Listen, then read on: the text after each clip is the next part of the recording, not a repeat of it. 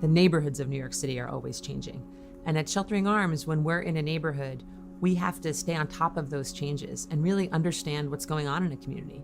If there are new immigrant groups who are going to need different services, if violence has become more of an issue in a certain neighborhood, or if gentrification is pushing out some of our families and they need help finding somewhere where they can afford to live. Those are all issues that we have to be responsive to. Many of our families are incredibly isolated. They live in the greatest city in the world, and they may never have been off the Rockaway Peninsula or out of the South Bronx. Just opening up their horizons and seeing that there's a world beyond their community is really important. I think kids start to see for the first time that where they're from doesn't have to determine what they can do in life. My brother had passed away from getting stabbed in the chest on Labor Day. And then once he got stabbed in his chest, that's when everything went left. That's when it really hit me, because it didn't hit me until I seen him in the casket. Then once I seen him in the casket, I just started crying, and nobody could control me anymore. They had me on Rikers Island for 6 months because I was 16. They said, oh, you're getting charged as an adult and you're going to Rikers Island. I turned into a person that I didn't want to become. I don't feel good about myself. Like, I really just want to off myself. When I found out I was pregnant with Sadal, I was over the moon happy. So it was a wonderful time. A time that I also hope that would have changed the way how her father perceived everything with us. The first time the abuse started, that the physical abuse started, he felt that my daughter was taking attention away from him. He came around and he slapped the plate of food out of my hand. He slapped me in my face. He'd go to my daughter. And after the whole incident that took place, I went inside to hug her and she said, no. This is it, Mommy. You gotta make a decision here. I can't. It is just too much. I cannot see you being abused like that anymore. You have to do something to help yourself.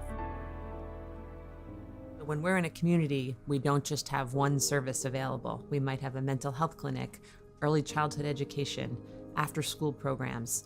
We work with justice-involved youth. We really want to cover all aspects of the community and let them know that we're putting down roots and we're not going anywhere. He stared at me as if, who are you now? Like, what are you gonna do here?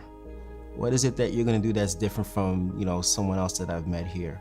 It was him having to understand that his life has to be better, because it just wasn't where it should have been. When I walked through the doors of Sheltering Arms, it was like, all right, I'm not gonna say I can actually be able to come here on a daily basis, but I could come here, clear my head a little bit. And then after a while, it turned into an everyday basis. Sadal started to have visitation with her father, and those visitations I realized that she became more defiant. She wouldn't cooperate, she wasn't listening.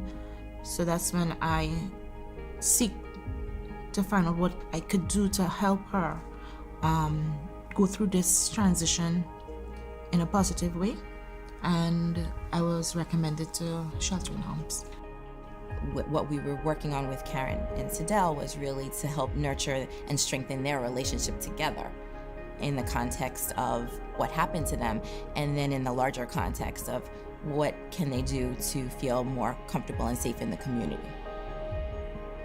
One of the most remarkable things in the story is that Karen is using her experience to elevate her voice in a social justice way, and she's able to speak to what's going well for her now and give hope to others.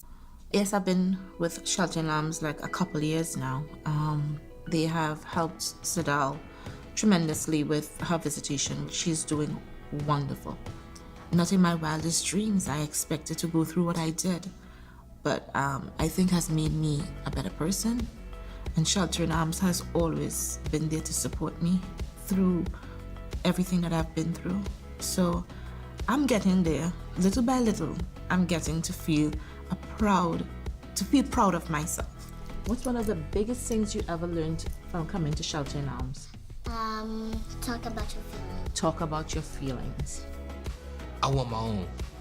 I'm working towards that right now with 2 jobs. Shelter in Arms has given me the opportunity to intern with Rock Safe Streets. They gave me the opportunity to intern with the mental health clinic. They gave me so many opportunities that I can't even really say them all. I'm grateful for Shelter in Arms for everything that they did. At Sheltering Arms, we want every family, every youth who comes in contact with our programs to leave us with a sense of possibility, to leave us knowing that their future does not have to be determined by their past. Horrible things may have happened to them in their lives, but that they can change. We try to explain to families sometimes that if there's been violence in their community, that can be one chapter. It doesn't have to be the whole story. I want all of our youth to feel like the future is limitless. I would tell someone who is fearful or, fear of the unknown is something that happens to everyone. I would say, take a chance and try, because you never know who's on the other side of that door. And that person might be the key to giving you what you need to move forward.